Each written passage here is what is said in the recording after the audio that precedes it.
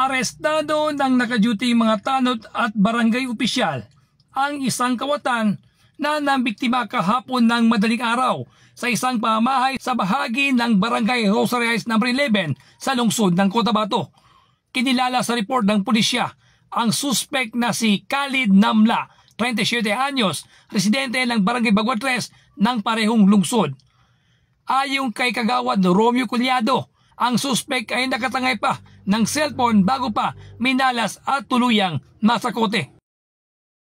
Kagabi ng madaling araw, bandang alas 2:30 ng madaling araw ay may napansin po na pumasok sa pamamahay ni Mr. Jeff Rock Sabpa na residente rin po dito sa aming barangay, sa Barangay Rosary Heights 11, na may pumasok sa kanilang bahay at yun nga, nakuha ang cellphone ng kanyang anak.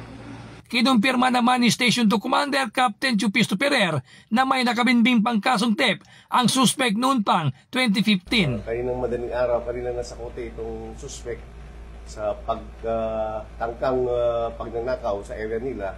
And then nang turnover nila sa amin, it turned out na meron pa pala siyang pending warrant of arrest.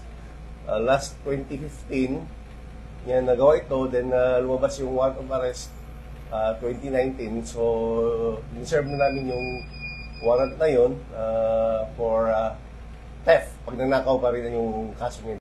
Sa ngayon ay himas rehas na sa Presinto 2 ang naturang suspect at nakatagtang iharap sa korte na nagbaba ng kanyang warrant of arrest. In the heart of changing lives, ito sa Brigada Rocky Demon Lauban ng 89.3 Brigada News FM, Cotabato City, The Michigan News Authority.